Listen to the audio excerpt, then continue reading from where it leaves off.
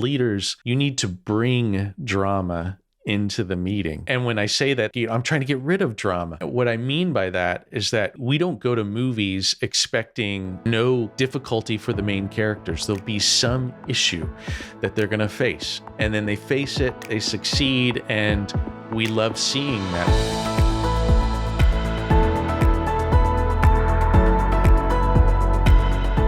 Welcome to the Leveraging Success Podcast. I'm your host, Jeff Gerhardt. Every time that we're together, I want to help you work less, make more, and through the freedom that you gain and the margin that you start to store up, you're going to be able to use that to be an incredible husband, wife, parent, and most importantly, an incredible kingdom leader, living the life mission that God put you on. Here today with me again, Rob Dayton in studio. How are you today, Rob? Doing good, Jeff. What's going down? Hey, well, we're here in the spring and it's a cold, where we live can get real warm or nice and warm quickly in the spring. And then in a moment's notice, we can snap back into a little cooler weather. So we're in that little cold snap, but it's really nice outside. How are you doing? Nice. Well, half the day was in a swimsuit yesterday, so my California tax is now worth it. But it was only until yesterday. So the rest is kind of not normal Santa Barbara. We're having the opposite of a drought. We're having atmospheric rivers. So, well, that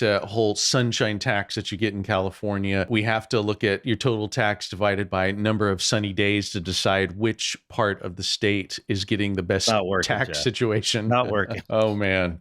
Well, we're glad to be with you here today. What we're talking about today is all about your leadership and meetings. Now, there's a movement afoot in many circles to say, how can we meet less? Like, I hate meetings and their drag, and how can I just get out of them and find a way to be productive on my own? You understand, as leaders, meetings are vital. Rob, you and I like to say is that sports players win on the field, teachers win in the classroom, but leaders, business leaders, we're going to win in meetings. We're going to win or lose in meetings. So how well we have meetings is critical. It's vital.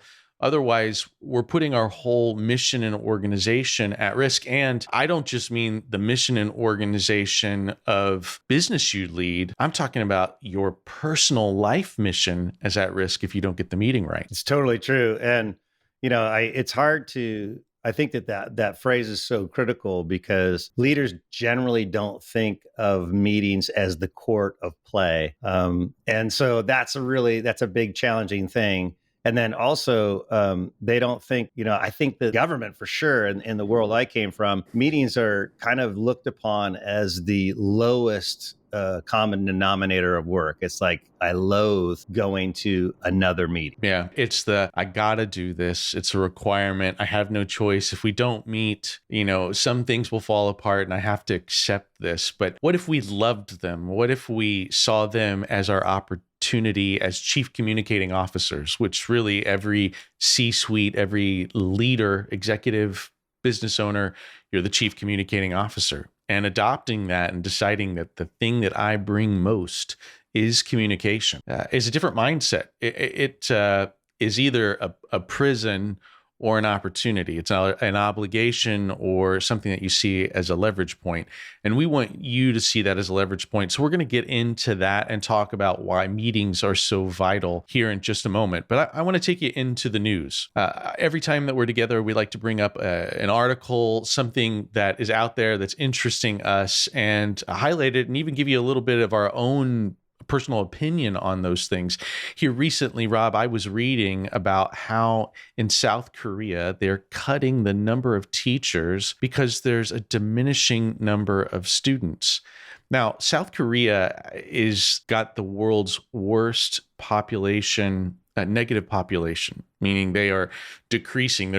There's more people dying than more people born. There's more adult diapers than there are baby diapers. And so because of that, the process with which the negative population changes things, it's bringing concerns because now the number of employment jobs for teachers is diminishing. They're actually not encouraging people to go to college to get degrees on this. And so there's real implications to what's going on here. It's kind of crazy. It's not just South Korea, although I'm surprised South Korea wasn't in my mind as being on the map, because you would think they're a very strong Christian population. They'd be more family oriented. But definitely this is the trend. China, kind of is the bigger elephant in the room. Right. Where they're not even going to be able to support their economy because they don't have the people to feed it. So the population reduction.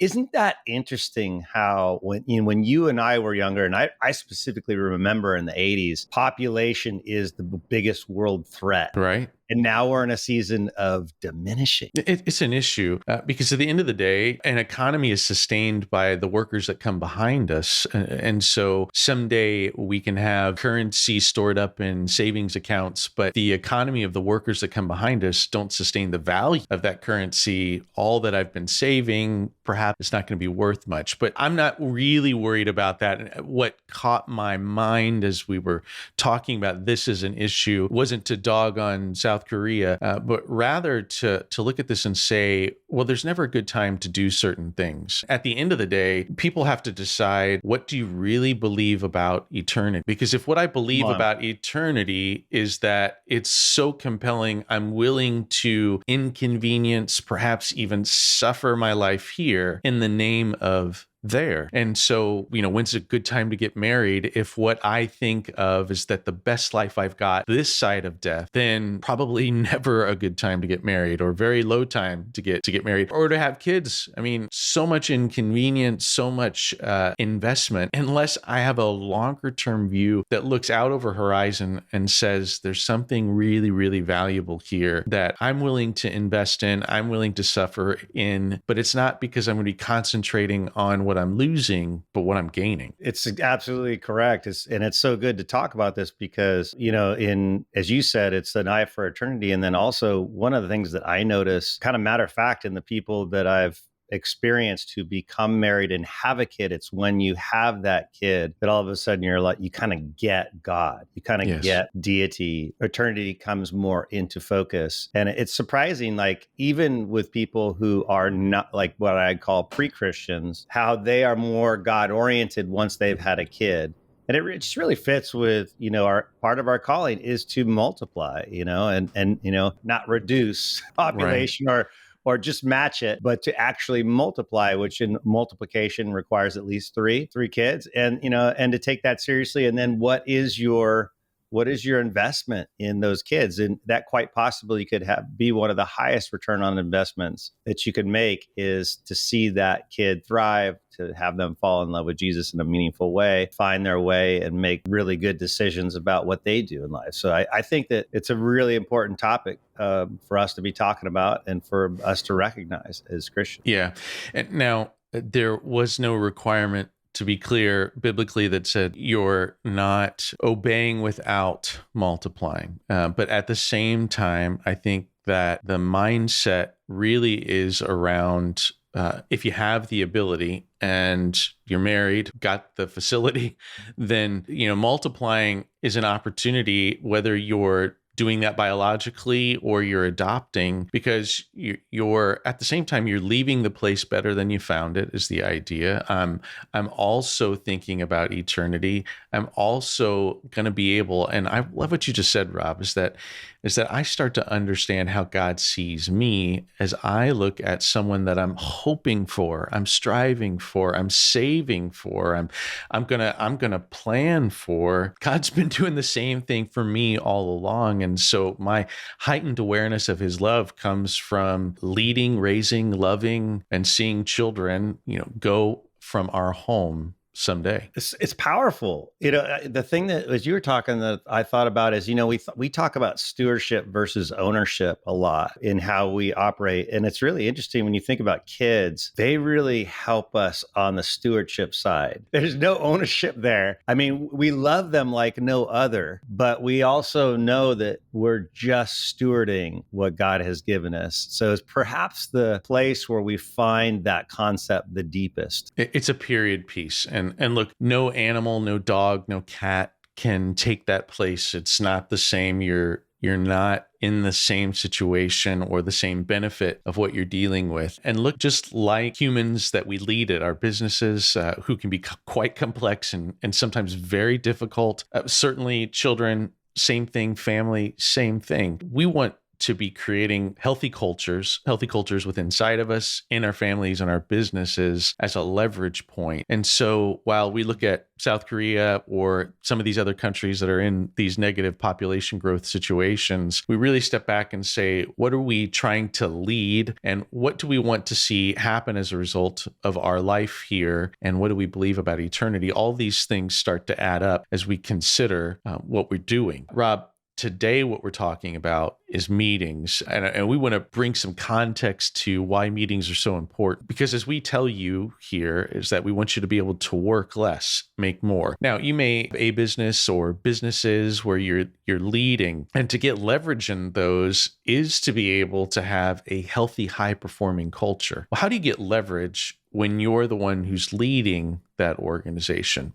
Well, Rob, I can think of no better way for an organization that I'm leading to be able to operate well is when they're operating with the same assumptions that I am, the same beliefs, the same values. And as they do that and they create more trust, they know how to deal with conflict in a healthy, strong way as an advantage. They're working to create commitment and they're totally committed to what we're doing. They're accountable. They're measuring results. All of those things, if they're doing them the way that I set them up, the culture that I've built, is that it doesn't have to have me there in every instant. In fact, as the leader, essentially what I have done is to sew together a sense of some of the things that I want to see happen without me there.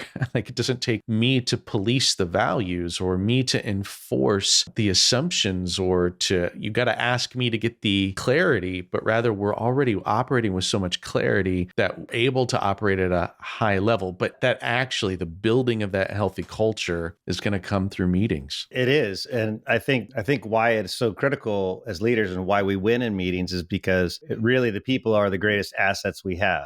So if we're meeting with these assets that are so critical, then we need to think intentionally about how to use those assets. And the challenge, as you and I know, in organizational health is everyone's got they're painting a different mental picture. Their imaginations are different about the purpose of the meeting, about what's my role in the meeting. Everyone's coming to the table sort of misaligned or potentially misaligned, and having a conversation without first getting clarity of why the meeting, what's the intended outcome of the meeting, what do I really need from you in this meeting, where are we going, all those things when stated and they're more clear, and they're sometimes you need to decide together, but either way, as soon as everyone knows, now the conversation is less confusing, now the conversation is more intentional, and all those question marks that are in our brains that we fill in automatically because we're human, those assumptions get clarity, and then we actually have kind of a unity in terms of how we're going to move forward in the purpose of that meeting. Yeah, Rob, when we were talking about this, is that when we come to sit down to record a podcast, we know what our objective is. We have a structure for the way that we're going to come after it. And because we want to make good use of this time, there isn't a pull in of a bunch of extra issues or other subtopics. And Rob, you and I always have other things that we could be talking about. No doubt about it. But because we know the purpose of this meeting, we know the process, and we have a certain amount of flexibility within that so that we can pursue the right things, and we've got an outcome and a clear, what do we stand to lose if we don't do this right? All of those things make for the structure of a good meeting. Rob, we want to help to unpack what are the ingredients of making good meetings happen. They include the right amount of structure and process with a dose of flexibility, with the ability to keep on time and keep everyone clear on time. But maybe most important, all of those things with the main ingredient, what's at stake? What do we stand to lose if we don't have a good meeting right now? What will not happen? Who will lose? What will not be accomplished if we don't have a good meeting right now? That's good. And then I would add to that, the the meeting elevation tends to be the most important thing to me. And that is that, is this meeting about ideating? Are we trying to create ideas? Are we doing more of a strategic planning conversation? Or are we activating something we've already decided in the past that needs to just now it needs someone to really galvanize and assign roles and decide that this is where we're going? Or is this a tactical meeting where we're in the implementation phase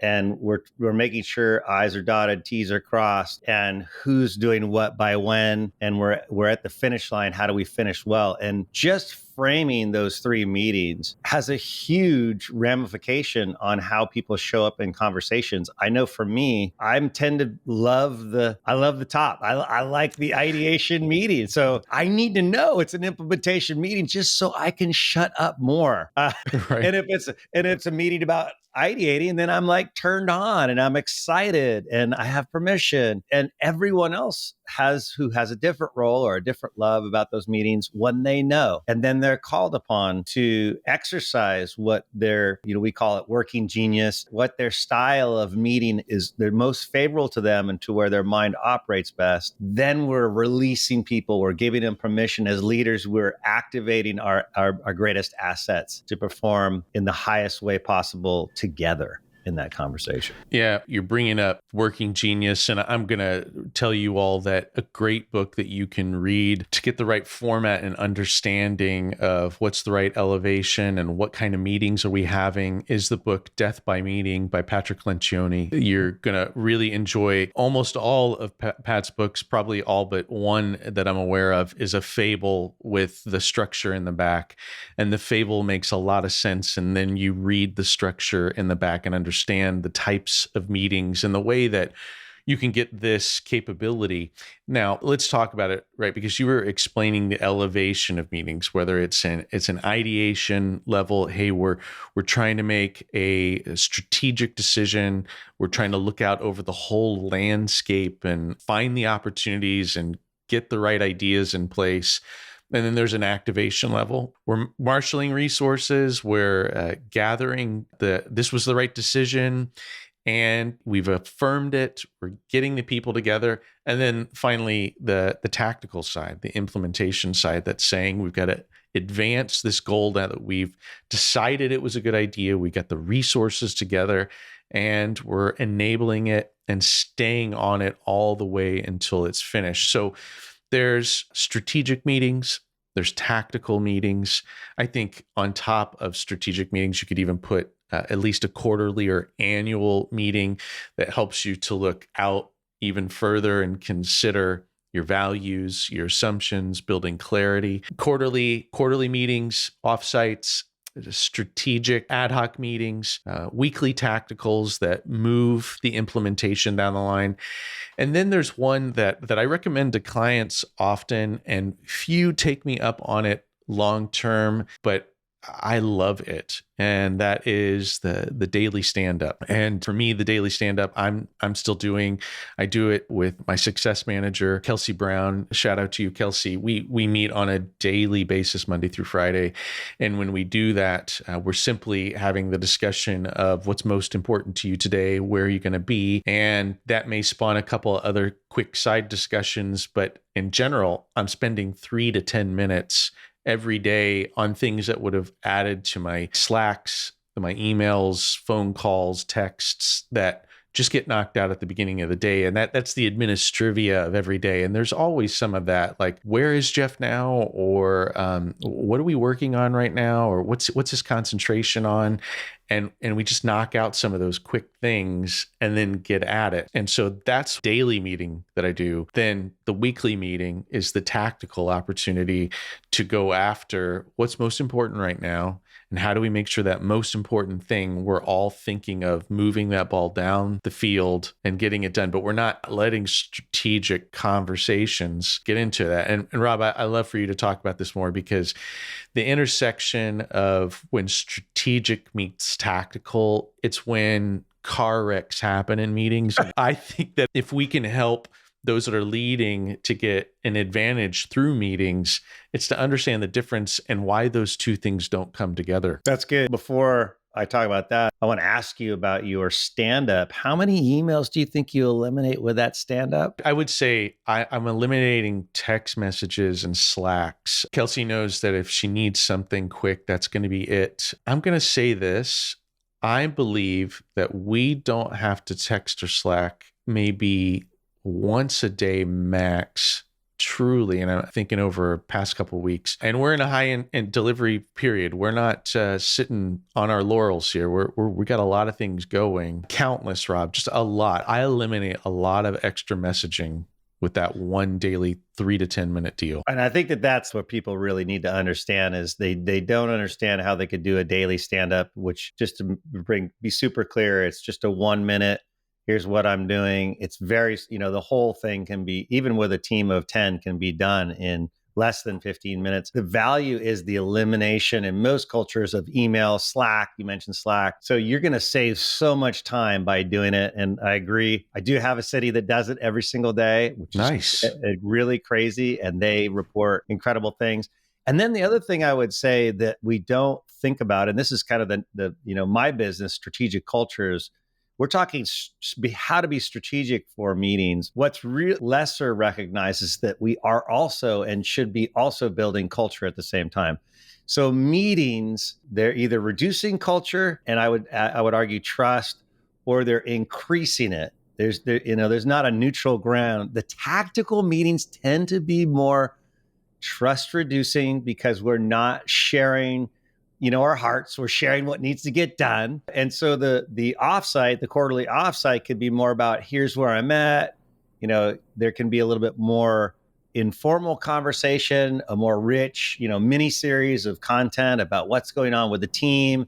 And we're going to build a lot of trust in those meetings. So what I note is the teams that just do the once a year retreat feel really good, but then it doesn't translate to the rest of the year in healthy trust building culture. And then the thing that you asked about strategic, how do you balance a tactical that has strategic? You need to let the people like me who start wondering in the middle of the tactical meeting about something, but you just need to politely off-ramp them and say, okay, that is a strategic discussion. That's a strategic question.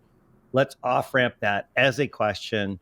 Who wants to be involved? Who's in charge of doing what we call a strategic ad hoc, where you guys go away and report back?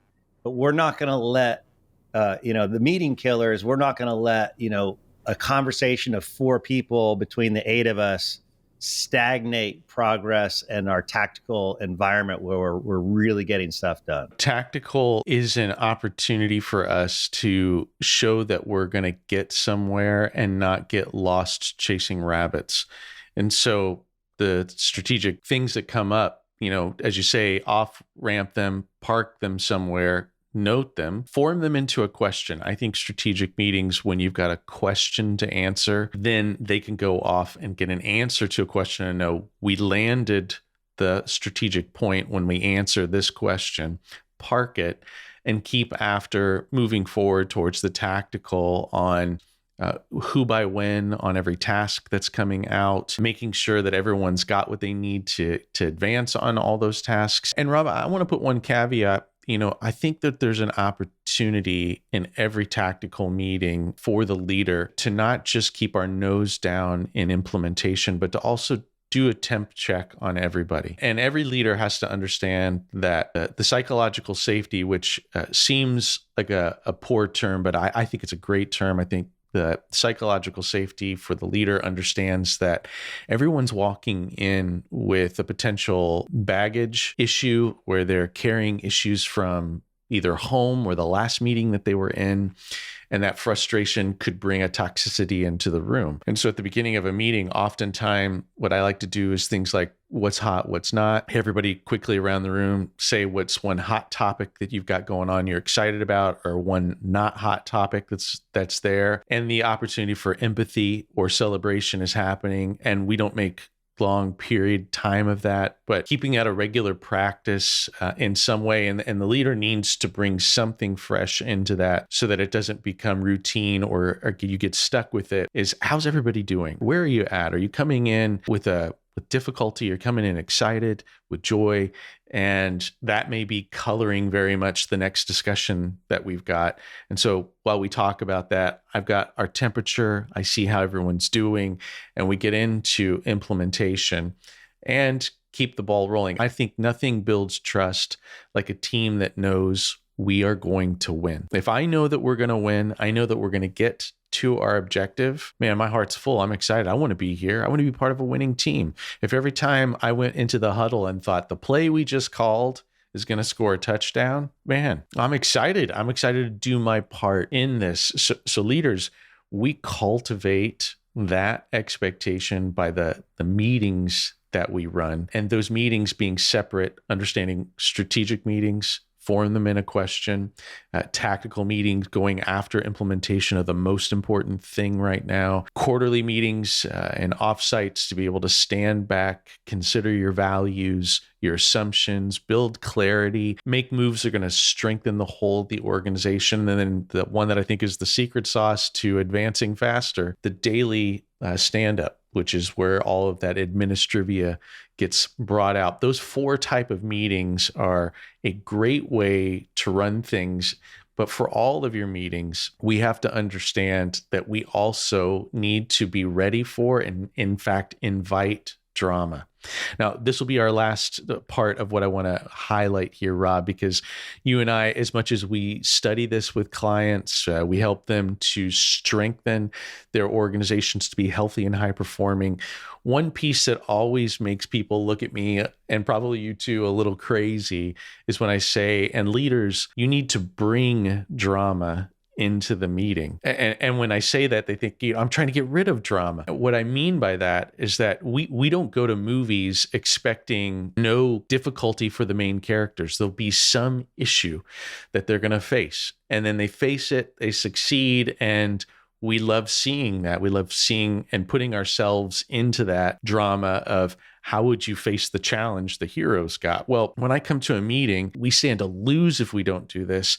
I need to insert a certain amount of drama into this that says, guys, there's something important on the line here, and we are wrestling towards this end. And so this may mean that we get into a certain amount of disagreement or conflict or healthy debate, creative, that's going to lead somewhere, but we're not trying to stoically, without our hearts engaged, exchange information and get the heck out of here. No, there's an invitation and a forum for drama that's going to engage and interest me, and expect that the arena is going to be the place where we're going to win this meeting by making certain decisions and then committing to going forward. I love that. I love that you're bringing up the drama. Maybe some other words to help people kind of get to that place instead of a negative way, which people, as you said, do I really need drama? Vulnerability. Vulnerability is another good word. If you don't have vulnerable conversations, this is what I'm really thinking, which, really can be drama because your feeling can be the meeting's going in a certain direction, and in your heart, you're dying inside, and you've got to get that out and or ask questions and be curious, but you've got to get out what's in your heart. And that's going to create tension, be it drama. And that's what's going to make the meeting exciting and pull people in. And also it's going to make if leaders are going to win in meetings, we have to have everyone's insights on the table. That's how we get commitment. Even if we don't decide exactly how a team member wanted, they got their opinion on the table. And so they're full-throated, committed to the decision because it was a team engagement. So good. Meetings are an advantage. Meetings are a place with which you can get leverage, and with that leverage, be able to create more clarity, more trust, more strength, and healthy, high-performing organizations so you can get your freedom. And getting your freedom is what we're after, because the more freedom that I've got, the more that can be applied to not just my career, but also to my family and the kingdom opportunity that God wants to invite me into. Hey, thank you so much for joining us for another episode of Leveraging Success. We are so glad that you're here. We would love for you to continue with us. So please follow this podcast and subscribe on YouTube so you don't miss an episode. We also love hearing your feedback, so please make sure to leave us a review.